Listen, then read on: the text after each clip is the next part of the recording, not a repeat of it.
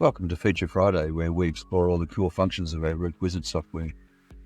Today I'm looking at more of the functionality of our modified roof functions, where we can construct architectural features with most of the time a single mouse click. This is something we were working on last week, and I'd like to just show you something pretty cool. So I'm going to clear this job, file new, and I don't need to save it.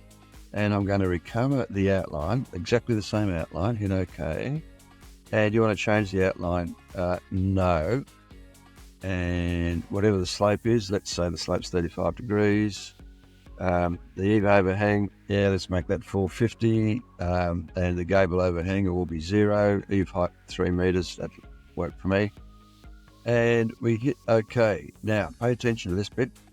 Define vertical planes. So I'm going to use that function to create this interesting roof shape that came up in one of our questions last week.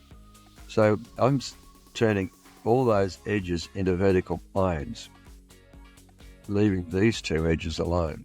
Right click, you want to use those, yes, and you want to continue, and it builds the roof. There we go.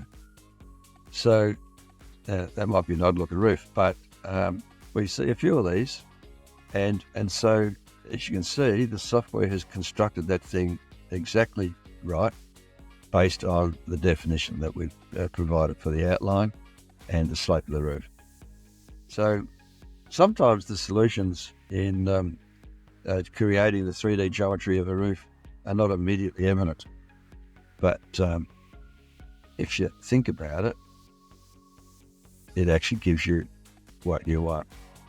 In the event that that wasn't quite what we wanted, I'm going to recover the outline again. Okay, do you want to delete all those? Yes, I do. Change the outline. No. And keep the same overhangs and just do these two as vertical planes, and you'll see what we get.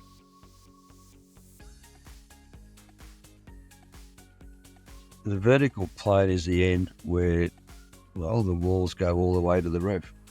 So you'll see that, once again, the software has created the correct geometry based on that definition. All right, so be bold, explore. Sometimes the solution is easier than it initially appears, but don't be shy. Have a crack at it and see what you come up with. Well, that's it for Feature Friday for this week. Have a great weekend, and we'll catch you again soon on Feature Fridays. Bye for now.